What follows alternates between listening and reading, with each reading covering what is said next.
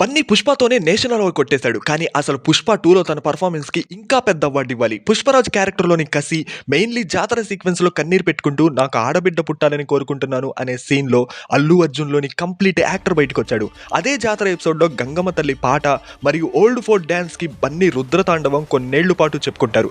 అసలు Pushpa problem first నుంచి police officer Shekhawat కాదు, సిండికేట్ హెడ్ అయిన మంగళం సీను కాదు, ద్రాక్షాయణి అంతకన్నా కాదు. పుష్ప గాడి సమస్య వాళ్ళ అన్న మోహన్ రాజ్ లాక్కున్న ఇంటి పేరు.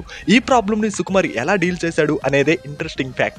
అక్కడే సుకుమార్ తన మార్క్ ని పర్ఫెక్ట్ గా చూపించాడు. అండ్ మెయిన్లీ ఒక పెద్ద మాస్ హీరోతో కన్నీళ్లు పెట్టుకునేలా చేయడం, ఆ ఎమోషన్ ని ఆడియన్స్ క్యారీ చేయడంతో సుకుమార్ సూపర్ సక్సెస్ అయ్యారు. ఎప్పుడైతే స్క్రీన్ మీద ముల్లేటి పుష్పరాజ్ అని కనిపిస్తుందో ప్రతి ఒక్క ప్రేక్షకుడు సాధించాడు పుష్పగాడు అని ఫీల్ అవుతారు. అప్పుడే డైరెక్టర్ కార్డు వేసి ఇది అసలైన సుకుమార్ మూవీ అని ప్రూవ్ చేశారు. ఫైనల్లీ బన్నీ నట విశ్వరూపం Sukku sir emotion and elevations కోసం పుష్ప 2ని థియేటర్ లో 2-3 టైమ్స్ అయినా పక్కాగా చూడొచ్చు.